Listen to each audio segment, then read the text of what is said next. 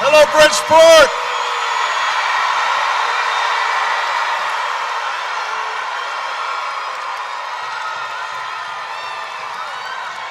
Hello, Bridgeport.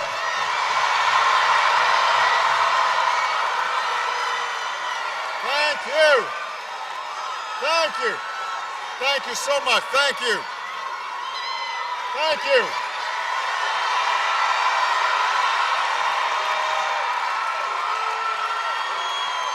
Thank you.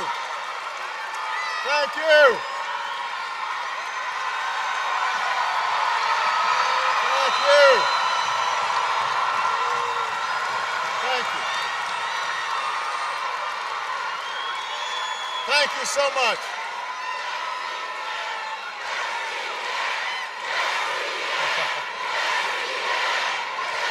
Thank you.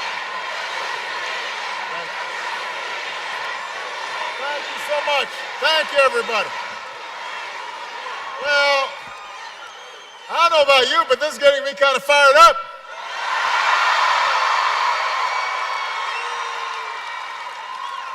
It is great to be back in Connecticut. I want to just say I am so pleased to be joined here by the Attorney General and soon-to-be Senator Dick Blumenthal.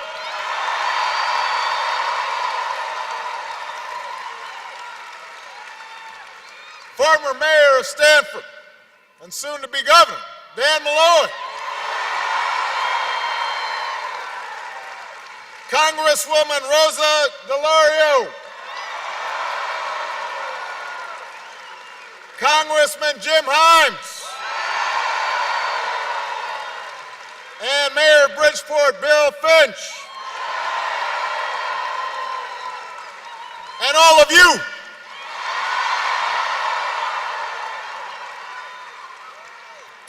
Bridgeport, in 3 days, you've got the chance to set the direction, not just for this state, but for this country for years to come. And just like you did in 2008, you have the chance to defy the conventional wisdom. You've heard it all from the pundits. You've been hearing it on TV. The wisdom that says you can't overcome cynicism in politics, you can't overcome the special interests, you can't take on the biggest challenges. In 2008, they said you couldn't elect a skinny guy with a funny name. And just like you did in 2008, in 3 days, you got the chance to say, what? Yes, we can. Now, there's no doubt this is a tough election. Even though you've got great candidates here in Connecticut, it is a tough election because we have been through an incredibly difficult time as a nation.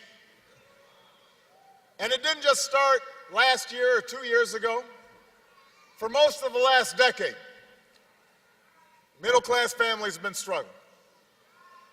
Between 2001 and 2009, the average income of middle-class families went down by 5%. Between 2001 and 2009, job growth was slower than any time since World War II. And this all culminated in the worst financial crisis and the worst economic crisis we've seen since the Great Depression. And as a consequence, all across the country, there are too many parents who couldn't afford to send their kids to college. Too many families who couldn't go see a doctor when they got sick. Too many Americans working 2 or 3 jobs just to make ends meet. And too many Americans with no job at all. You know, I want to give you guys a sense of perspective. In the 6 months before I took the oath of office, we had lost 4 million jobs. We lost 750,000 jobs the month I was sworn in, 600,000 the month after that, another 600,000 the month after that. We lost almost 8 million jobs before we had even put our economic program in place. Now, my hope was that we'd have both parties putting politics aside during this crisis, to meet this once-in-a-generation challenge. Because although we are proud to be Democrats, we are prouder to be Americans, and we believe that we could bring people together.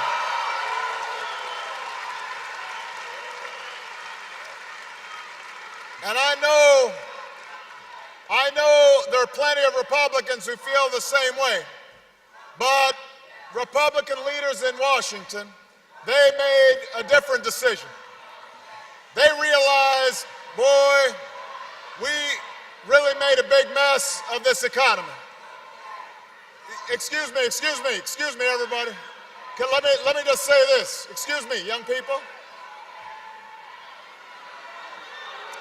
Excuse me.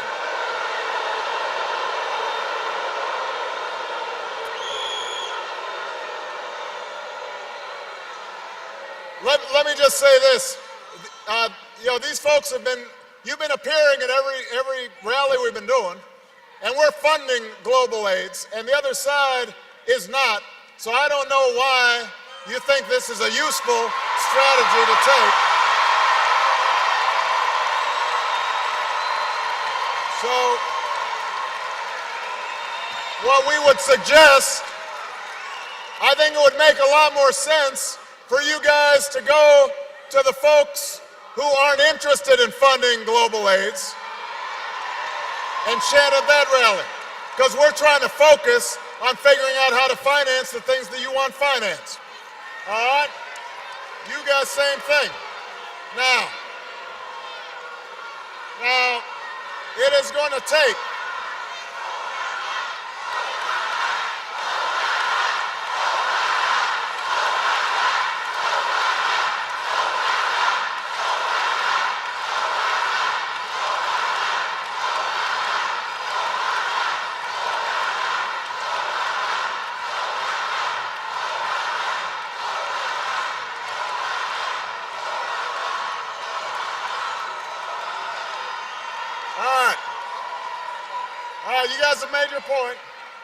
you guys have made your point. Let's go. Now look, let me just understand. Everybody, we're all right. Come on, guys.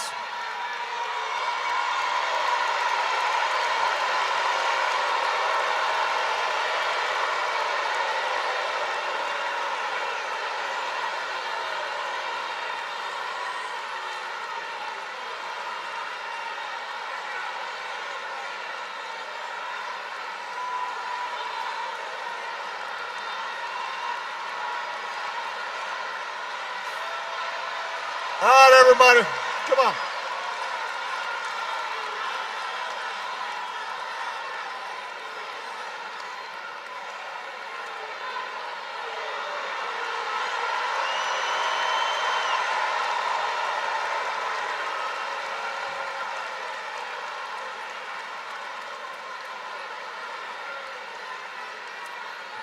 All right, everybody, hey,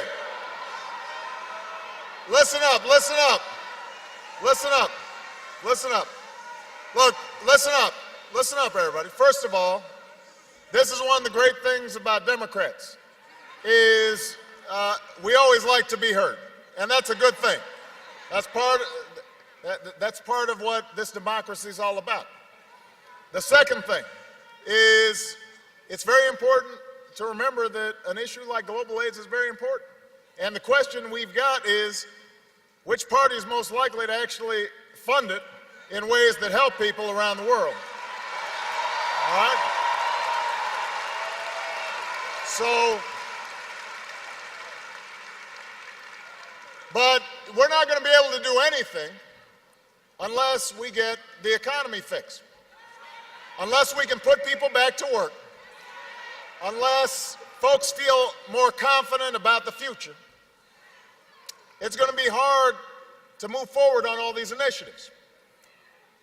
And our hope was, when we came in the midst of crisis, that we could get all parties to come together to focus on these challenges. But you know what happened was, the other side, particularly the Republican leaders in Congress, their basic calculation was, look, this economy so bad, we made such a mess of things, that our best strategy is to stand on the sidelines, obstruct, say no, and since it probably won't be fixed completely in 2 years, we can just point the finger at the Democrats and pretend like they're to blame. Now, that was the strategy. In other words, they were counting on amnesia as a political strategy. That was their strategy. We had a different strategy. Our strategy was, let's fix the problem. And as a consequence of the steps we've taken, an economy that was shrinking is now growing again. We've seen 9 consecutive months of job growth. But here's the thing, folks, we've got to remind ourselves that our job is not yet done. We've got a lot of work to do, and this election is a choice. Because the other side, basically what they want to do is go back to the exact same policies that got us into this mess in the first place. And we know, by the way, what those policies are. Cut taxes mainly for millionaires and billionaires. Cut regulations that curb special interests. And then cut middle-class families loose to fend for themselves. So if you're out of a job, tough luck, you're on your own, according to this philosophy. If you don't have health care, too bad, you're on your own. If you're a young person who can't afford college, pull yourself up by your own bootstraps, you're on your own. We know how that philosophy worked. It did not work. We have tried what they are selling right now. We tried it for 8 years. It did not work. We are not going back to that. That is the choice in this election.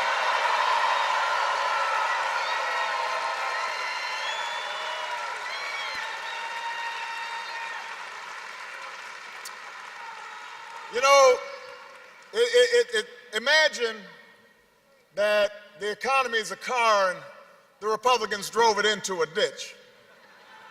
And it's a very steep ditch. So somehow the Republicans walked away from the scene of the accident, and we had to go in, and we put our boots on, us Democrats, and we started pushing and shoving on that car, trying to get it out, and it's hot and dusty down there. And, every once in a while we'd look up, and there are the Republicans standing up there sipping on a Slurpee, fanning themselves. And we say, why don't you come down and help? And they say, no, thank you. And then they'd kick some dirt down into the ditch, make it a little harder for us. But we kept on pushing until finally we get this car up on level ground. Finally, we have this car pointing in the right direction. And suddenly, we feel this tap on our shoulders, and we look back, and lo and behold, who is it? It's the Republicans.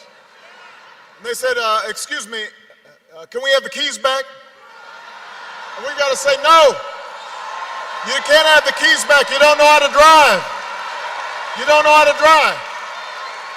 We can't give them the keys back. Have you ever noticed Connecticut? If you're in your car and you want to go forward, what do? You put your car in D. If you want to go backwards, what do? Put it in R. We don't want to go backwards. We're moving forward. That's what this election's all about.